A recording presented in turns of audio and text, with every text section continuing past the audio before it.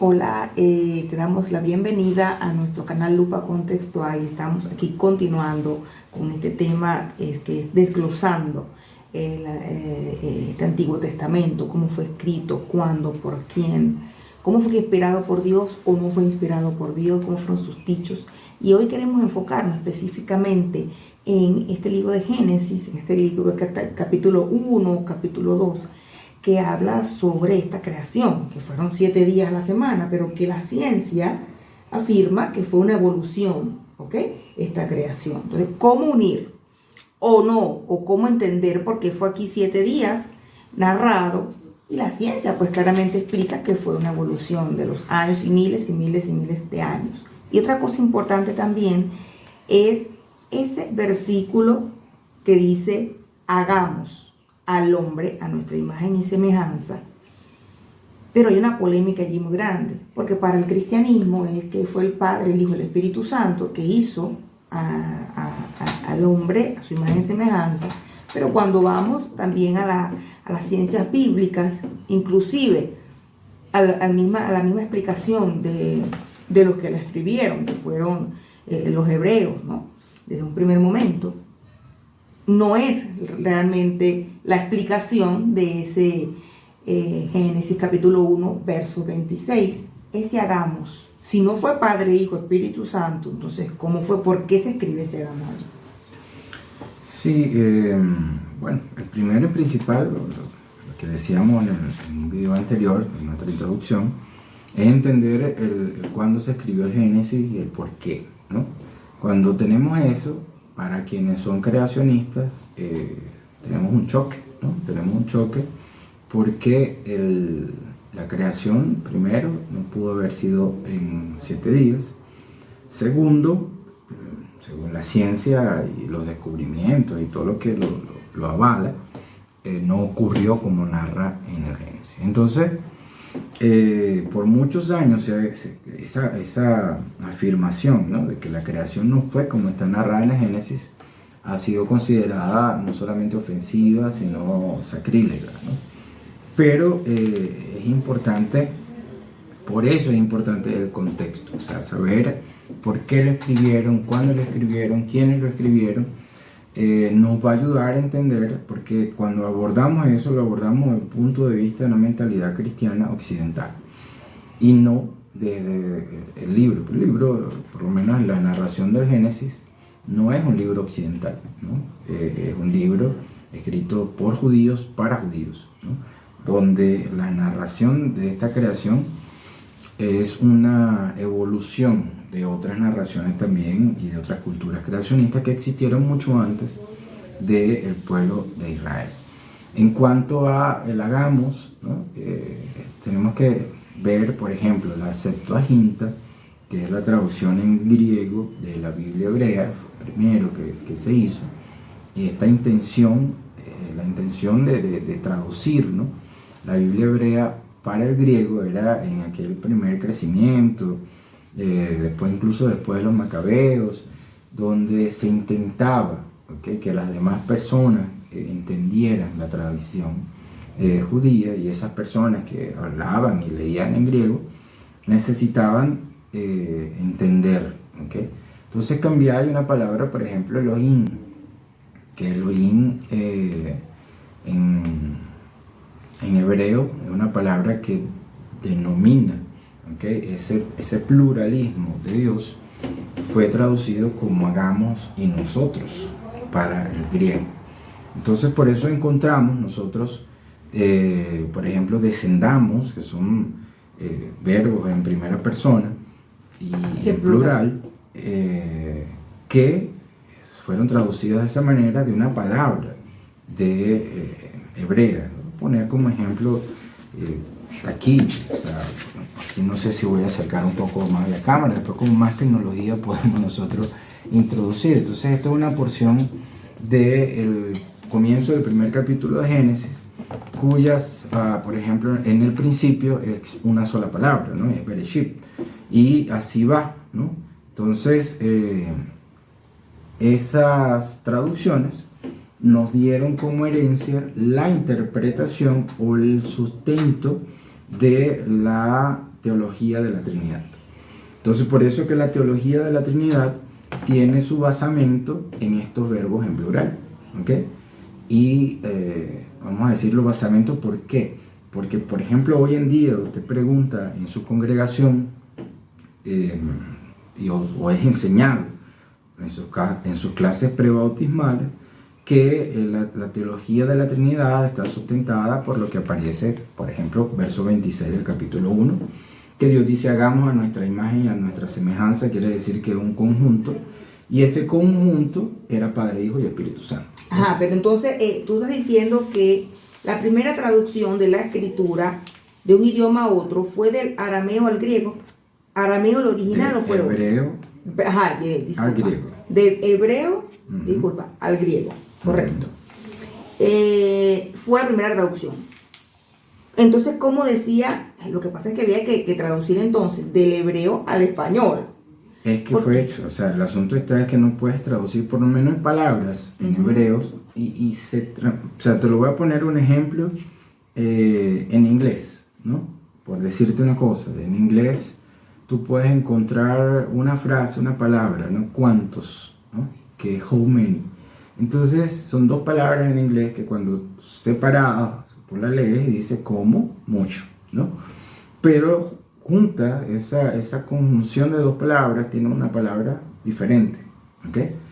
Pongo eso como ejemplo, no es igual, ¿no? Un ejemplo de la palabra Elohim, por ejemplo, ¿entiendes? Y que para el hebreo tiene un significado en plural, pero que no significa nosotros, ¿ok? Entonces es un asunto cultural. Y de gramática. ¿Será de gramática? No, y exacto, porque es diferente. Incluso yo mostré ahora y el hebreo escribe y se lee diferente que el de nosotros. Va a agarrar una Biblia, exacto, una Biblia en hebreo y el Génesis está al final de la edición, ¿no? Por así decirlo, que tienes que leer así. Eso, ¿no? Eso es esa parte en cuanto a el hagamos de la Biblia. Pero en cuanto a la creación, otra justificación que se da es decir, porque la Biblia dice que un día son como 1000 años y para el Señor. Entonces, decir que fueron 7 días, entonces fueron 7000 años. Eso también lo escuché en alguna oportunidad de todos estos años atrás. Cosa que no es así. ¿Okay? El hecho de que en aquella otra porción de la Biblia diga que para Dios un día es como 1000 años es una comparación, no quiere decir que es matemático ni cronológico. Por lo tanto, no, la creación no fue en 7 días, ¿okay? Ni hubo una creación como aparece en el Génesis. Entonces, ¿cómo Dios creó al hombre? ¿Cómo lo explicas? Ahí es donde vamos, o sea, la Biblia, ¿okay? En ese Génesis, en ese orden que se explican las cosas, es un orden cuyo propósito, ¿okay? De ese orden, cuyo propósito va desde el versículo 1, pero en el principio era Dios, o sea, en principio creó Dios los cielos y la tierra estaba desordenada, vacía, y Dios dijo, sea la luz, y la luz fue hecha. Entonces, la luz, ¿okay? Tiene un significado para el hebreo donde el por qué coloca de primero, ¿no? Y por qué el hombre es de último. Entonces, así decirlo, para hacer un resumen bien rápido, no hacer el video tan largo, es decir que toda la creación fue hecha y creada con la intención de coronarla con la creación del hombre. Y que todo lo que existe es para el beneficio del ser humano. Pero eso lo está diciendo un humano. No lo está diciendo Dios, ¿ok? En primero y principal. Lo está diciendo el pueblo de Israel, y más adelante es una introducción para presentar de que ellos son aquella razón por la cual todo fue creado. Esa parte en la creación, ¿ok? Y que fue descrita y escrita de esa manera. Entonces, cuando leemos así, tú dices, ay, entonces, ¿cómo fue creado las cosas? O sea, ¿cómo Dios creó al hombre en verdad? Si tú me estás diciendo que Dios no lo creó. Ahora, verso 26 del capítulo 1 dice, hagamos al hombre a nuestra imagen conforme a nuestra semejanza, ¿no? Y luego dice que Dios creó a los seres humanos a su imagen de Dios lo creó, hombre y mujer los creó, ¿no? Aquí en esta versión dice macho y femia en portugués. Ahí ya está creado. no tiene por qué narrar nuevamente en el capítulo 2 otra creación. Entonces existen dos relatos de la creación del hombre en el mismo libro, porque luego dice que Dios agarró, tomó del barro y todo lo demás. Entonces, y hay estudios, explicaciones desde el punto de vista religioso, donde tratar de explicar por qué nosotros somos contenido de carbono, por qué nosotros somos como la Tierra, y una serie de clases de cosas que también se narran. Entonces, específicamente, cómo Dios creó las cosas, conforme a lo que se ha descubierto, no solamente en la arqueología, sino también en la ciencia, el estudio de la Tierra como tal, ¿okay? Hay una perspectiva de la evolución, de que el hombre se fue formando de a poco y fue evolucionando desde los neandertales hasta el Homo sapiens, y el Homo sapiens ya... Que ahí entonces acusan a Darwin, ¿correcto? Sí, de que el mono, pero entonces él no dijo que realmente vino del mono. Entonces otra también. Él usó la palabra primates, ¿no? Uh-huh. Pero la visión de Darwin así es, ¿okay? Es prácticamente de un tipo de mono, no el mono como conocemos hoy en día. Ajá, pero cuando usa esto de primates también es porque hay varios clasificados desde la evolución humana de eso de Homo sapiens. Tienen varios clasificados, porque ese era el nombre que se le daba para ese tiempo. Eso vale la pena también. Es lo que estoy diciendo, porque por ejemplo, decirle a alguien que Eva existió, ¿okay?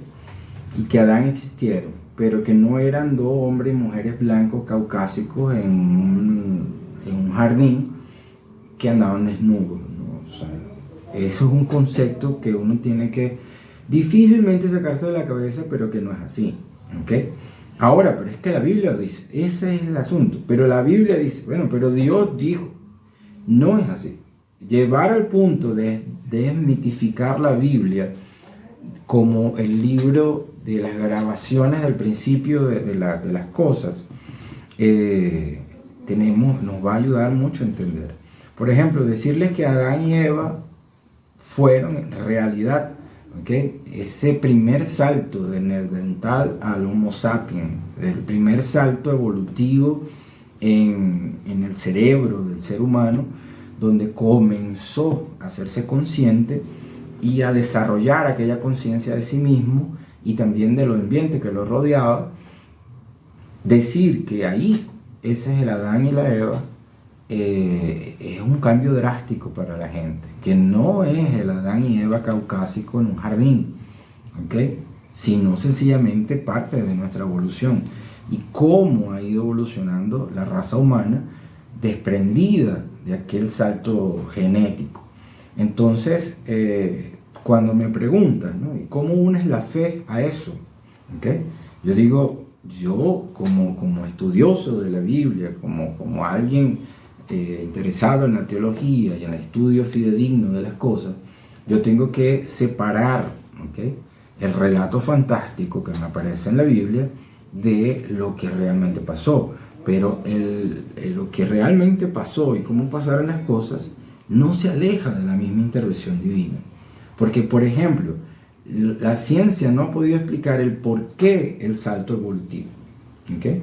O sea, por qué se hubo aquel clic de decir, oye, ahora soy un ser viviente consciente, ¿okay? ¿Por qué ese clic no sucedió en los animales? ¿Por qué la fase o la historia de poner a Darwin como que se equivocó porque no descendemos del mono, y interpretar a Darwin desde el punto de vista evolutivo del primate, del chimpancé, también es una cosa fuera de contexto? Uh-huh. Pero cuando tú me preguntas, decir, mira, ¿dónde tú ves a Dios en la teoría que no es creacionista sino evolutiva? Es la misma evolución del ser humano, ¿okay? En el mismo desarrollo del ser humano, porque ese salto no es explicado por la ciencia, porque es algo divino, ¿okay? La intervención o la presencia de ese Dios del universo que decíamos en el otro video. Si no voy a creer en el Dios que me muestran los judíos o los cristianos en la Biblia, entonces ¿en qué Dios creo? Porque si eso fue inspirado por Dios, repito, Cuando el apóstol Pablo le decía a Timoteo que toda la Torá y el Antiguo Testamento fue una inspiración divina, les estaba diciendo a Timoteo y a nosotros también que ellos se inspiraron en eso, pero no estaba hablando de letra por letra, estaba hablando acerca de la enseñanza moral, de lo que estaba transmitiendo, de cómo el cristianismo que estaba surgiendo se parecía a la esencia de aquel judaísmo. Entonces, cuando yo hablo de esencia, hablo acerca de ese significado que tiene las palabras o las historias. Que yo lea el capítulo 1 de Génesis y yo diga, ok, qué bien, las nubes, el cielo, el mar, la serie viviente del mar, los seres vivientes de la tierra, todo. Entonces yo me voy a mi perspectiva y bueno, Dios estaba colocando todas las circunstancias para que el hombre pudiera vivir. Es la enseñanza, no la narración literal. Entonces, para quienes quieren creer y quieren ser guiados, dice, entonces, ¿de qué me sirve la Biblia? Pero que cuando tú entiendes que los hebreos, que fue que escribieron esto, ellos hicieron su pedagogía de enseñanza. O sea, ellos no están diciendo que no hubo una evolución en la humanidad. Uh-huh. Ellos están claros y ellos dijeron en el año 400 antes de Cristo que lo que pasó 13.000 millones de años atrás, 13.000, o sea, muchos millones de años atrás, ellos dijeron, ¿cómo resumimos nuestra historia? O sea, ¿cómo enseñamos nosotros a nuestro pueblo que Dios nos creó? No hay manera pedagógica de agarrar la evolución humana en tantos millones y millones de años para enseñarla. Ellos lo enseñan de esta manera, de una manera muy pedagógica, muy interesante. Ahora te voy a decir una cosa, que ellos, tan pedagógico fue el asunto, que la narración de la creación es un símil, ¿okay? Es algo parecido a lo que existía también en la cultura babilónica, que existía en los caldeos, de donde ellos son originarios. Entonces era una historia que era familiar para mucha gente, o sea, no era ajeno. El que te lo dijera que fue creado en 7 días, incluso que fue 7 días para ellos poder introducir, ¿okay? El día de descanso, o sea, no fue accidental, ¿okay? Porque para ese momento ellos querían devolverle la identidad judía, el Shabbat, que era para ellos algo santo, pero que fue santo, se perdió, porque fueron ellos invadidos y fueron llevados cautivos, pero a la hora de volver, entonces ellos tenían que reconstituirlo. Y tan santo era que hasta Dios descansó. Decir esto también nos lleva a decir, bueno, porque hay religiones, hay corrientes religiosas donde el sábado es más sagrado que el mismo Jesús. Entonces...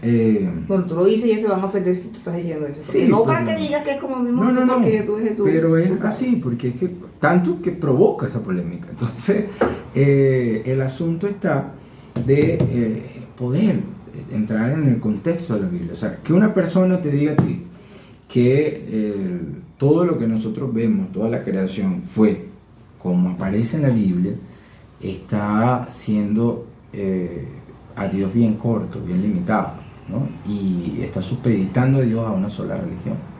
Y no es así. Dios es mucho más grande. En el otro video tú me preguntabas, decía, bueno, pero si no voy a creer, o sea, ¿cómo es eso? ¿Cómo llego a creer en ese Dios del universo, el Dios universal, el Dios que es la sustancia que está presente en todas las cosas? Es estudiándolo. Y a medida que tú vas estudiando más, y a veces a la gente le da miedo decir, bueno, a la medida que estudio más la Biblia, me doy cuenta que no tengo fe o que mi fe es vana, no tiene fundamento. Es que no solamente te debes quedar con eso, debes colocarlo todo en contexto y poder ver que algunas de las historias que aparecen en la Biblia fueron reales y que otras no fueron, pero que eso no quita la validez del libro, ¿okay? En muchos libros, yo soy fanático de la lectura, y muchos libros como por ejemplo El Principito, que son libros que te dan una enseñanza y no necesariamente estamos hablando de un niño que literalmente vive en un planeta con una flor, o en un cometa, perdón. Entonces te dice, bueno, pero es imposible que un niño viva en un cometa, y ya por ahí ya no creo, no es así, pero es que las enseñanzas del libro es lo que me transmite, y por eso la moraleja de las historias. Es así mismo en la Biblia. Entonces es otra cosa decir que lo que la Biblia nos enseña en sus palabras, en sus escritos, en lo que escribieron los hombres y que escribieron todos estos libros, es la moraleja, no lo literal.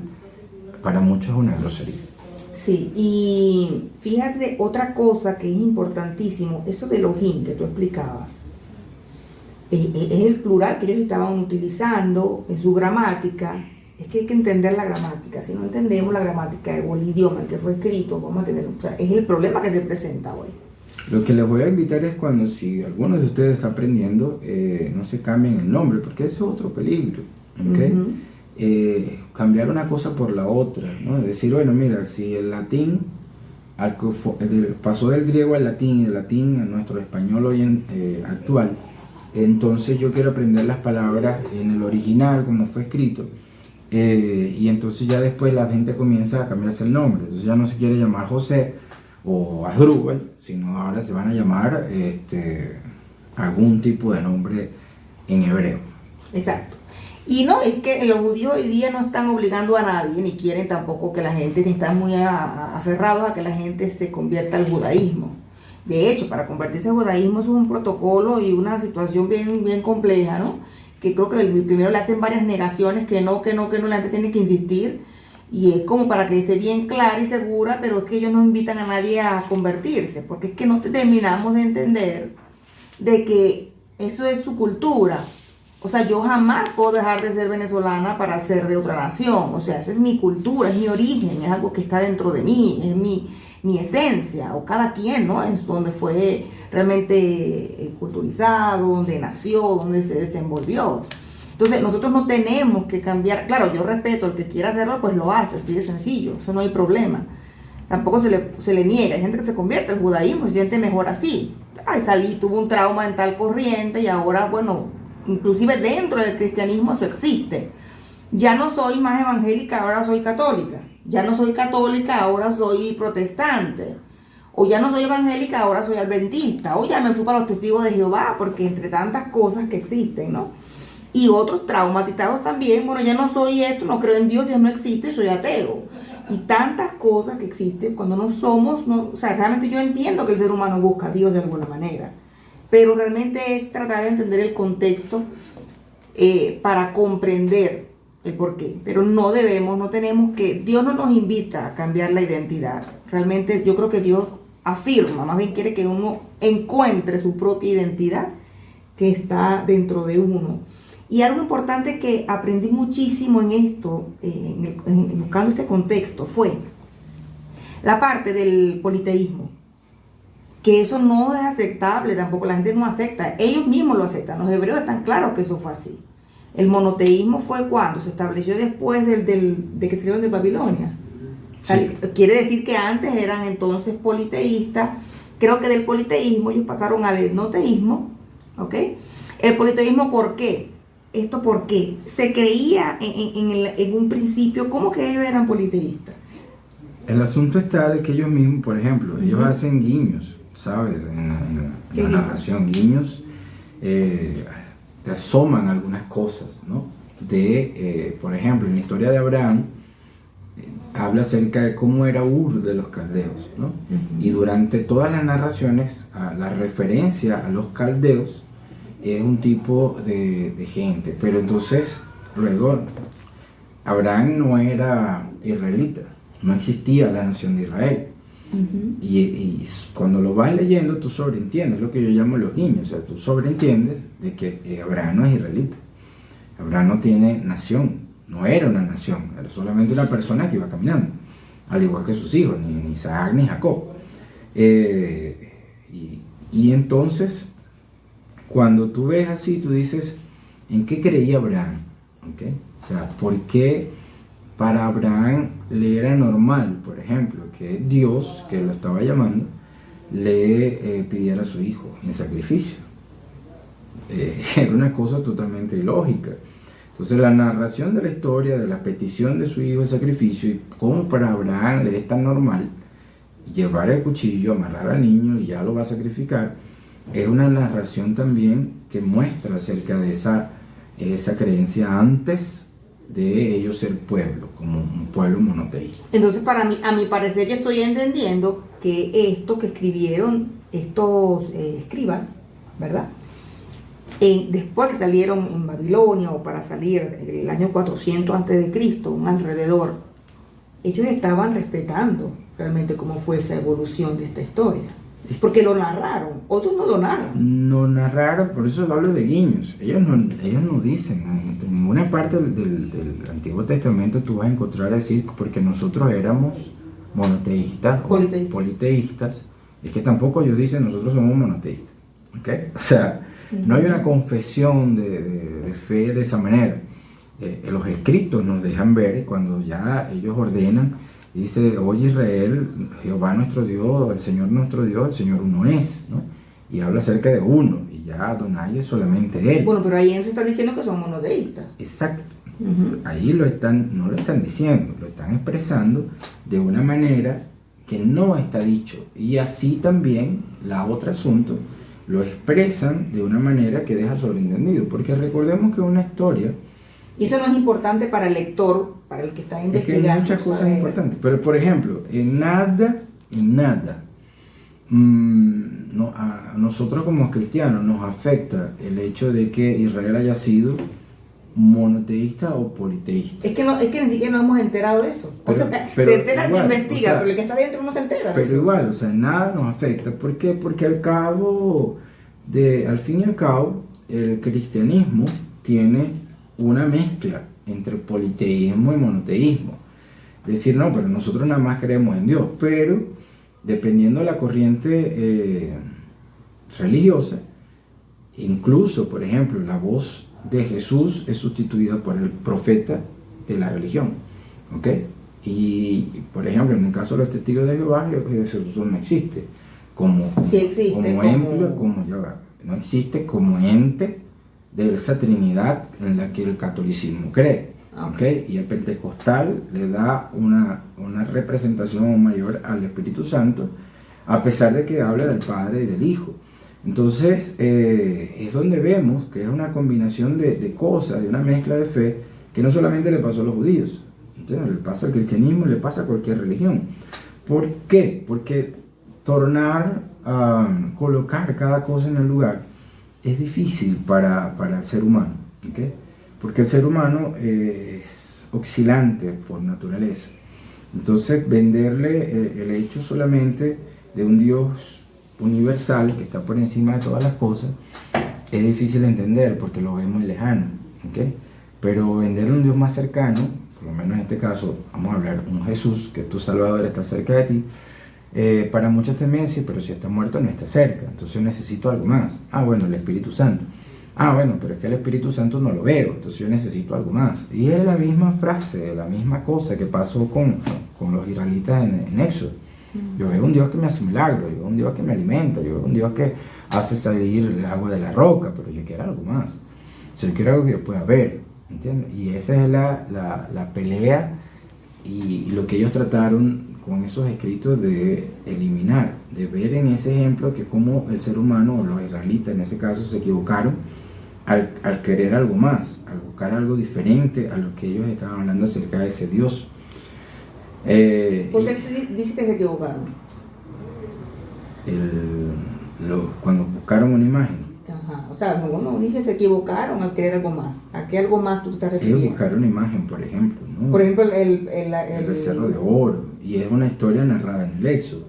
Entonces, pero recuerden, es una historia narrada en el Éxodo mucho después de lo que sucedió como tal, o sea, como el hecho histórico. Entonces, ¿por qué se narra? Para poner como ejemplo, señores, hacer esto es equivocado. En la primera carta de los Corintios, Pablo dice lo mismo. O sea, vean el ejemplo de Israel, de mi pueblo. Todas esas cosas sucedieron y están escritas para que no caigamos en semejante ejemplo de desobediencia. Entonces, el apóstol Pablo nos da la clave acerca de ver las historias como el ejemplo de lo malo que no debo hacer y el ejemplo de lo bueno que tengo que hacer. Entonces, es allí. Y yo estaba buscando ahorita para subrayar, y creo que estamos ya llegando al final. Capítulo 10 del libro de Josué, versículo 12, dice que cuando Josué dice: sol detente en Gabaón y luna no descienda sobre el Jalón. y habla acerca del sol detenerse. O sea, son otras cosas que hemos mencionado en otros videos también, de decir el peligro de interpretar literalmente las cosas que están escritas. Así es, y continuamos aquí con esta, desmenuzando realmente qué es lo que significa una cosa y otra, y estén atentos porque vamos a continuar con esto, y muchas gracias por su atención.